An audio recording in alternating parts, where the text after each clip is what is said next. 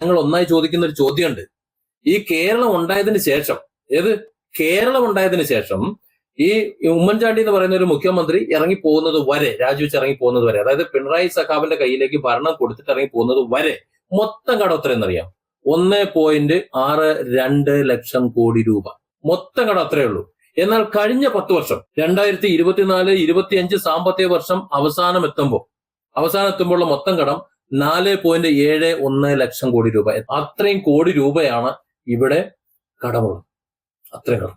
അതായത് ഇങ്ങനെ കടം വാങ്ങി കൂട്ടിയിട്ട് ഈ സംസ്ഥാനത്തെ മുഴുവൻ ജനങ്ങളുടെയും ജീവിതം ദുരന്തത്തിലാക്കിയിട്ടാണ് ഈ വികസന പ്രവർത്തനം എടുത്ത് കാണിച്ചിരുന്നത്. അല്ലാതെ വികസനമല്ല.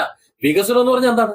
ഈ 3.5 കോടി ജനങ്ങൾ കൃത്യമായി നികുതി അടയ്ക്കുന്ന പണം അത് അടിച്ചു മാറ്റാതെ കൃത്യമായി വേണ്ടടുത്ത് അങ്ങോട്ട് കൊടുക്കണം. ഇപ്പൊ KSRTC, KSEB ഇപ്പൊ സ്വകാര്യ മേഖല, എന്നാലും സർക്കാരിന്റെ കണ്ടിയിലാണ് അത് ഇരിക്കുന്നത്, അവിടെ ഇരിക്കട്ടെ.